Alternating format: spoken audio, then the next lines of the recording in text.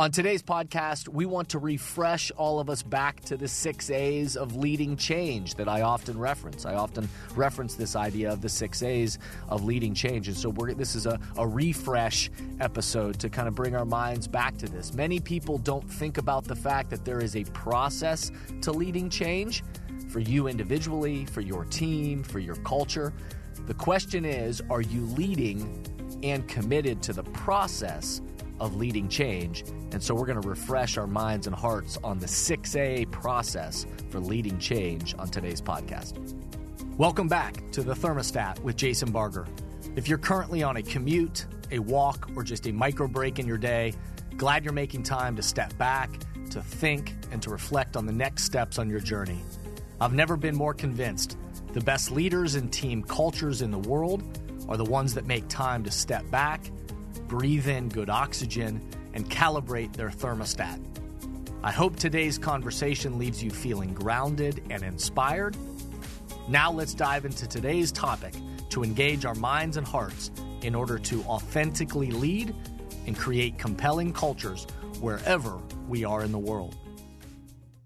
Hey everyone, it's Jason, and welcome back to the Thermostat Podcast. Wherever you are, however you're coming to the podcast today, welcome back. So glad you are with us. We are in Season 6, over 125 episodes now, which is hard to believe, but so glad that you are with us. If you are new to the podcast, welcome. So glad you're here.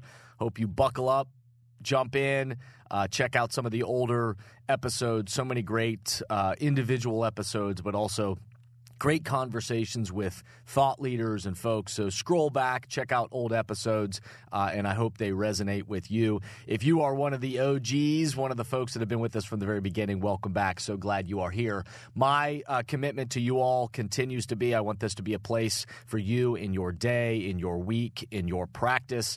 This is a time for you, whether you're on a walk, whether you're sitting in your office, whether you're, however you're listening to this. If you're on a commute right now, just to step back, to have space to think, to reflect, and think about the culture that you are creating in your own life, the way that you move throughout the world, but also certainly with the people around you, and how you're showing up and all you're trying to accomplish in life and work and the relationships that you have and just the human that you're trying to be in the world. So I'm more convinced of this than ever, that authentic leadership is needed in the world today, meaning all of us as humans to just come together as authentically as us, and then to be a part of creating compelling cultures that bring out the best in people, leverage the gifts of people, care for people, and are clear on what is the mission that we're trying to accomplish together. So super excited to continue these conversations, and so glad that you are with us today. Before we dive into today's topic, if you will do me a quick favor, just take a minute to rate this podcast 5-star. Thank you for everybody that does that. That is hugely helpful. If you'll take a minute to leave a nice review. Those are the two ways primarily that the algorithms can help amplify these so that more people can find this podcast. So anytime you get a chance to rate the podcast 5 stars, to leave a nice review, that really just helps expand these messages to more and more people. So thanks to everybody that does it. And also for sharing it on social media or sharing it with your colleagues, your team members, sharing the podcast so that it can continue to spread to more people. That obviously is the goal, is to reach as many people as that we can. So thanks for everybody that takes the time to do that. During all times in our history, people, leaders, teams, and organizations have been trying to lead change. During all times and throughout our history, people have been trying to lead change and, of course, have led change in different ways over time. But we're always trying to lead change. They want to lead the change they want for themselves individually, but then also the collective mission that they have together into the future, whatever that may be. We always, no matter where we are in our history, we're always thinking about how do we lead the next change that we want. Again, within your own life as an individual, within your team, within your organization, whatever it is that you're trying or you're aiming for, what does it look like to stimulate progress and lead change? So On today's podcast, we want to refresh all of us back to the 6A's of leading change that I often reference. I often reference this idea of the 6A's of leading change. And so this is a refresh episode to kind of bring our minds back to this. Many people don't think about the fact that there is a process to leading change for you individually, for your team, for your culture.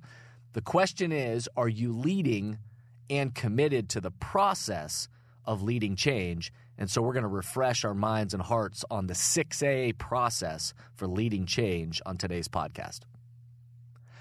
But before we do that, let's take a quick break. Let's pause for a second, and we'll be right back. If you haven't done so already, we hope you'll visit Amazon or Amplify or jasonvbarger.com to check out Breathing Oxygen, my new book that is all about breathing good oxygen into ourselves and mindsets that fuel ourselves and the teams and the organizations around us. Positive, healthy thinking is as essential to great leadership and building a winning culture as the air we breathe. Leading yourself and a team of people has never been more complicated than it is today.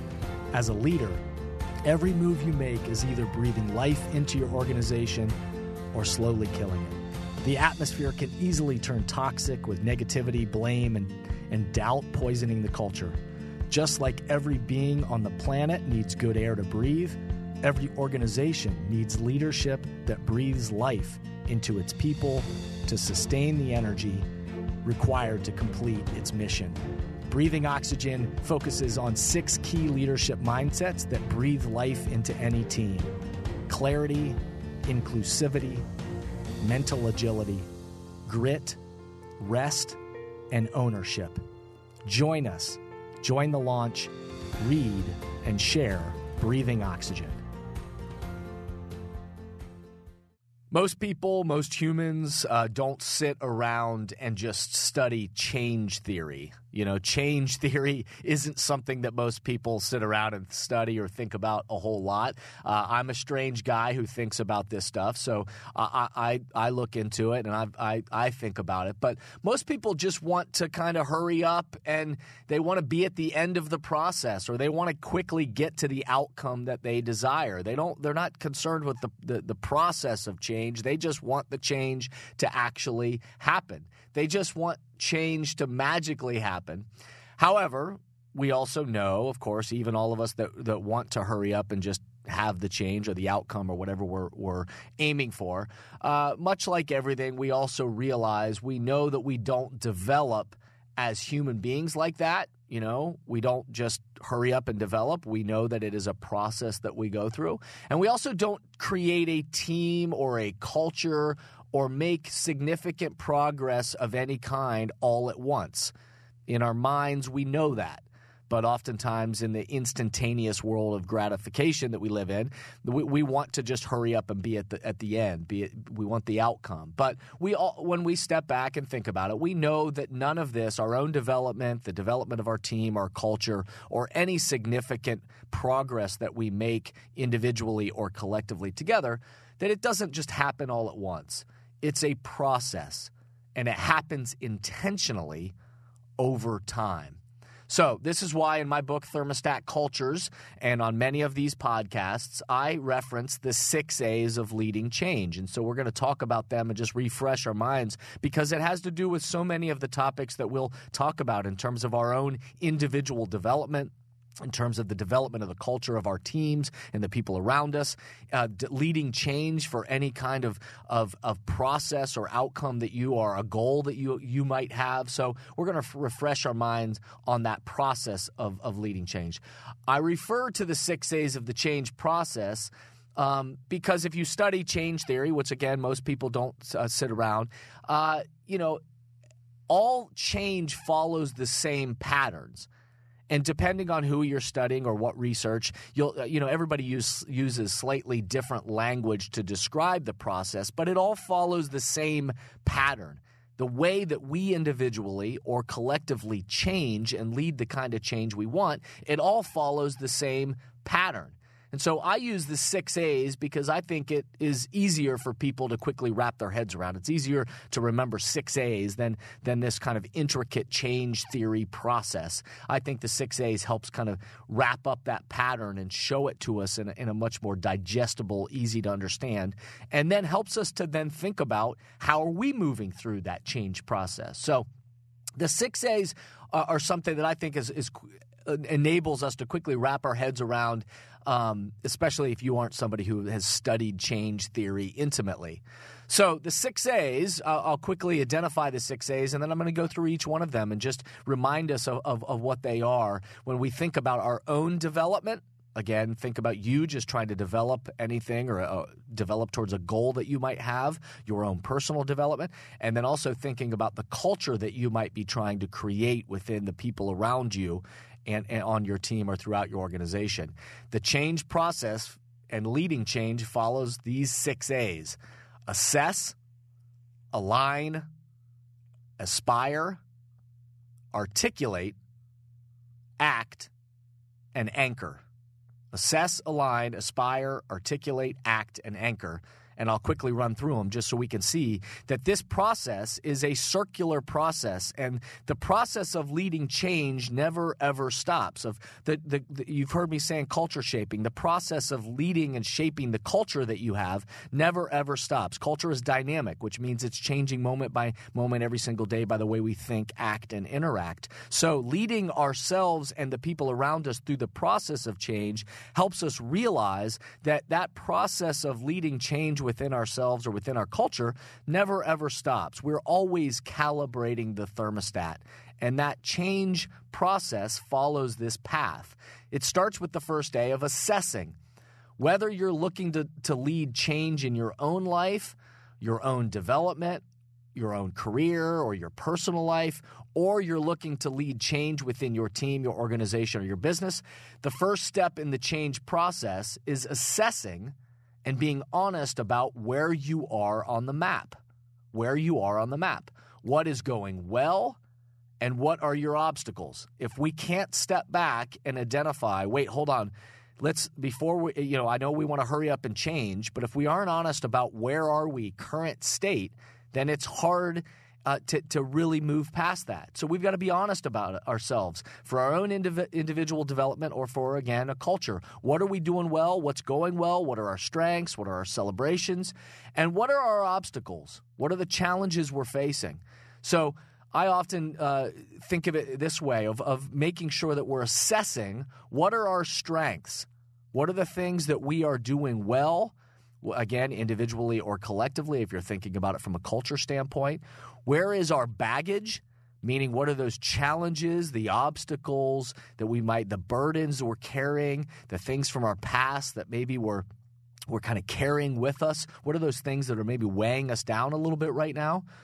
What are the opportunities? As we assess, before we even lead the change we want, we've got to be able to begin to identify what are even the opportunities that we think are in front of us. And then lastly, what are the threats? What are those things that maybe they're not baggage yet, items or trends or things on the horizon in our own development or in our culture that maybe aren't a problem, but maybe they're habits or trends that have been forming that might be threats to us that we just need to be aware of as we think about leading change. We can't lead change if we don't really know where we are and aren't able to identify our current state. And so the first phase or the first part of leading change in the leading change process is the first day is we've got to be able to assess that. And so again, within individuals that I coach or teams and organizations that I work with over a longer period of time or helping with a culture shaping initiative or a leadership development initiative, again, we use all kinds of different tools and experiences and exercises to make sure that we are assessing. But we've got to start with, are we honest and do we know where we are on the map and where we are at the current state? The second A is we have to align. The truth is we are always aligning throughout the change process. We are always trying to find alignment with ourselves and certainly alignment with the people around us when we're talking about a culture shaping initiative. Alignment is something that's taking place throughout the process. But we've got to make sure that we pause to make sure that we are in alignment. We have to align to why we even want to change. We've got to establish a sense of urgency. So not only why do we want to change, but is this the time to change? And are we truly committed to that change? We need to align ourselves and our teammates around the mission and make sure we are committed to pursuing that mission together. And that takes time and commitment to saying, well, hold on, before we just start rushing ahead, let's make sure we're in alignment on what the mission is and why we're going and whether we're committed to going on that journey of change together. The third A is aspire, which means we then, once we've assessed where we are, we've aligned that we want to go on the journey, we've then have to paint a vision for the future that doesn't exist yet. What do we aspire to be in the future? What's our aspiration? What is the change that we want to lead for ourselves, individually, collectively, or the culture we're looking to grow? We need to be able to paint the vision, and we need to be able to aspire and say, we need to identify the change that we want into the future. So that then we can do the fourth A. Once we can paint that vision and we can begin to talk about where we're hoping to go and what we want to be different and what that change out into the future might look like, then we have to be able to articulate it. We can't just have this kind of vague vision in our minds. We have to be able to articulate it. We can't describe the change we want and the future we are aiming to create, and then why would we be surprised it doesn't exist? If we can't articulate it, if we can't describe it, what we want, if we can't describe the future that we're aiming to create, then why would we be surprised when it doesn't exist? This is why language is so important, and I talk about language driving behavior. You may recognize that phrase because I use it oftentimes and certainly in thermostat cultures, but I talk about that because language is so key. And in fact, I've done an entire episode on the pod that you can check out that's called Language Drives Behavior. But this is why clear language around mission, what is the mission, what is the purpose, why are we going, the vision, where is it we're trying to go, what is it that's going to be different into the future that we're aiming for, what are the values, this is the how we're committed to traveling, what are going to be those values that are going to guide us along the path, and then lastly, the strategy. What are we going to actually go do? This is why it's critical for us to have language that helps drive behavior.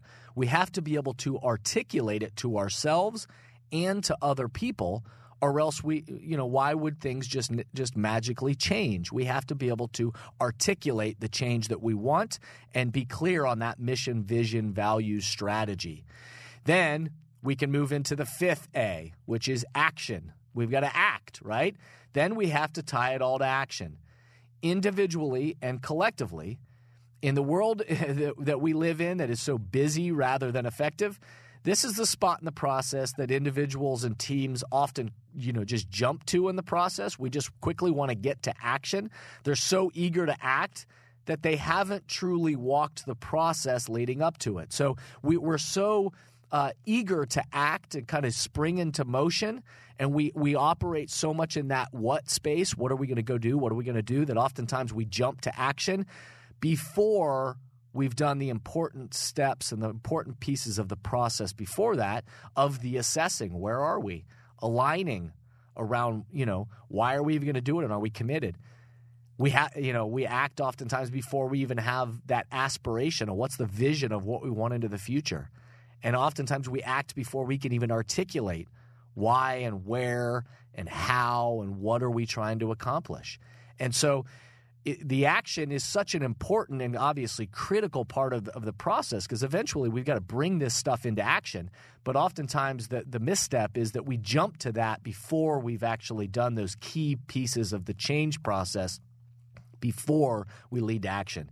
And then once we've done those, once we've assessed, aligned, aspired, and articulated, now absolutely it's time to act. And so when connected to the clear vision, then we are able to put actions into place to begin bringing the vision to life. The actions grow out of the vision and help make it real to us and those around us. And so action, of course, is critical to this whole thing, but we got to make sure that it comes out of those first 4 A's. And then individually and collectively, we have to then get really clear on what are we going to go do, what's going to be the action and behaviors we're going to put into place to then back up that vision, start bringing that vision to life, and actually realize it. Start making progress and bring it to life through actions and behavior. And then lastly, the 6th A is anchor. The 6A is anchor. Because once we start then individually and collectively intentionally putting actions and behaviors into practice to bring that vision to life, to achieve the goal that we might have individually, or to create that culture that we're trying to shape together collectively, then lastly, we've got to anchor it. We have to anchor the changes. We got to anchor the actions we are committed to. So individually, we ask ourselves, what are the habits we are going to anchor in our own operations and practice in order to lead the change that we want?